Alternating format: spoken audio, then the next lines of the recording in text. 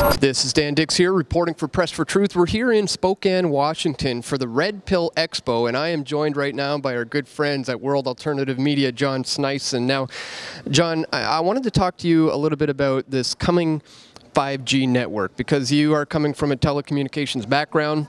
You are very knowledgeable in this area. So for anybody who's maybe just for the first time hearing about what this whole 5G thing is all about, what would you say is, just break it down in a nutshell. What is 5G and why should people be concerned about this? Well, sure. Let's just, by talking about 5G, let's just talk about what we have today, like 4G, for example. So what we have today is we have a bunch of antennas that are standing, along highways or they're on buildings or whatever they are.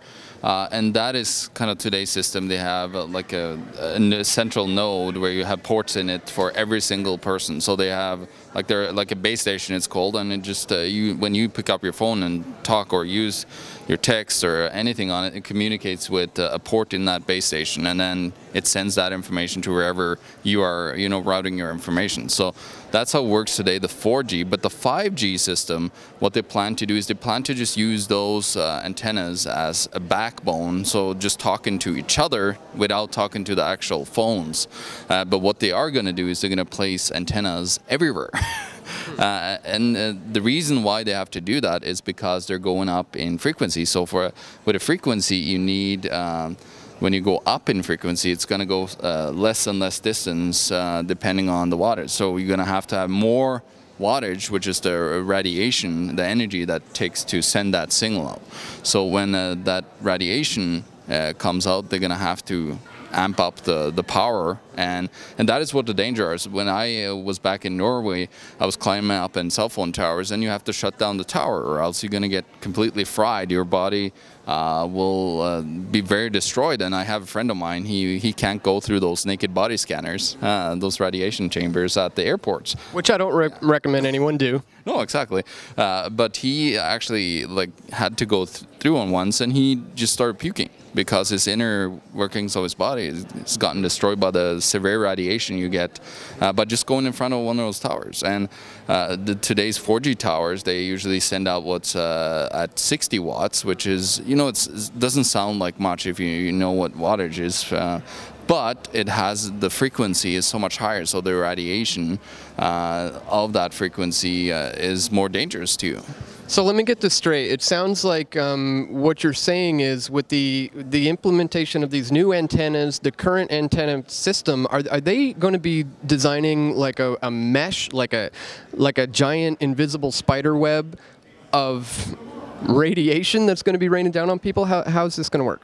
Well, yeah, what it's going to do is you're going to have an antenna right at your door almost, because the frequencies that they're looking at running at is, between 6 gigahertz all the way up to 60. But the problem is today I'm installing just with 4G, I'm installing cell phone boosters in people's home. I don't recommend that you ever put that in your house, because now you have a mini cell phone antenna in your house, which is not good for your health.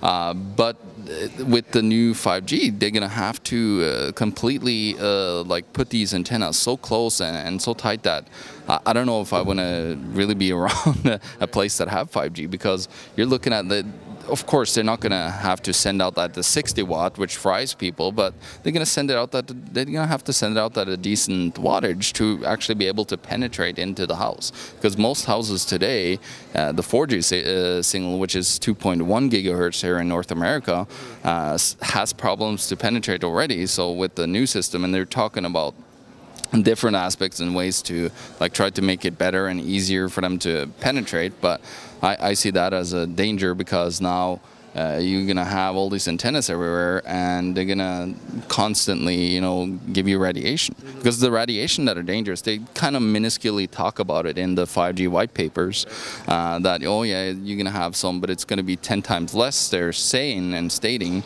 But with 4G, you don't even want to have this phone up to your head, because you're going to, if you ever been, talking like this, you've had and felt, the warmth, and that's the radiation that are, damaging your cells. Mm-hmm. Well, let me get this straight, and correct me if I'm wrong, but as I understand it, what they would like to see is it be inescapable, essentially a global Wi-Fi system where anywhere in the world you would be able to log on to the Wi-Fi, or they would be able to log on to you. Is that true? Is that what they're going for here? A global universal Wi-Fi system? Well, if they are not planning on doing that, they're definitely doing it. It might not be the conspiracy, but they're definitely, like, that's where they're going with it. And it's just an automatic, I think, of governments and everybody wanting, well, of course, there's huge convenience having access everywhere you are, and we're so addicted to our phones today.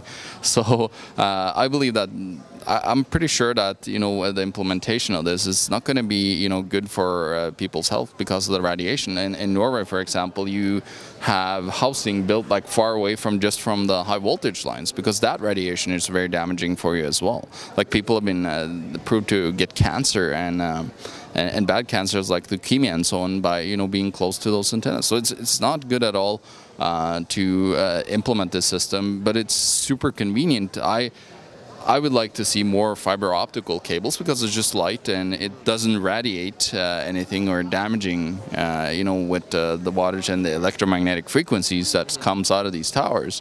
But it's not going to be as convenient anymore because you don't have Wi-Fi. You know, you're not so portable anymore, right? So it's all about the convenience, and people will willingly, you know, adopt to this because it's super convenient. I don't see how we're going to stop it, because people are, as I said, super addicted. So I think the implementation, and of course the International Telecom Union, the ITU at the UN, is working on, you know, putting out legislation and creating all this stuff for all over the world. But yeah, it's inevitable, I think, that they're going to try to implement. Actually, in Morden in Manitoba, in Canada, they're just implementing a 5G system. Well, is there anything to do, in closing here, that people can do to protect themselves from this, or to mitigate it somehow, or to reduce the harmful effects that are inevitably going to be coming?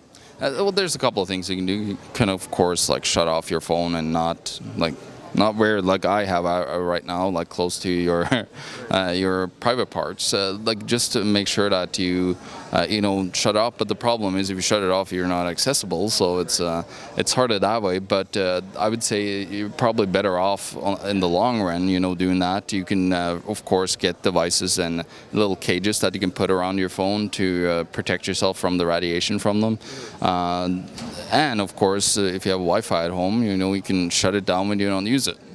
You know, to mitigate the exposure to the risks of the frequency, to the electromagnetic frequency.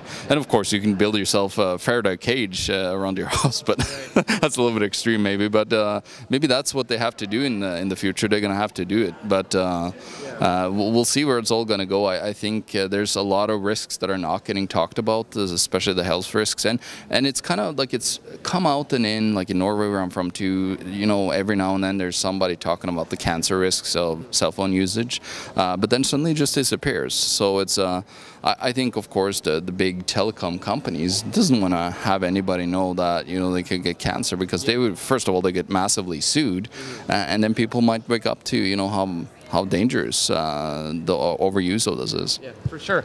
Excellent words of advice. You know, minimize your usage, essentially. You know, this is something me and my girlfriend have recently implemented, a new rule in the house: no cell phones in the bedroom. We turn off the Wi-Fi before we go to sleep. And you know, it leads to some things that you never would have thought of. Like, I'm reading a heck of a lot more. You know, I'm not sitting there in bed scrolling through my stupid social media websites, and I'm reading instead. So lots of benefits can come from reducing your exposure to radio frequency exposure and just the cell phone in general. So John, once again, man, thanks so much for talking to us. Pleasure. Links will be located in the description below. We all want truth.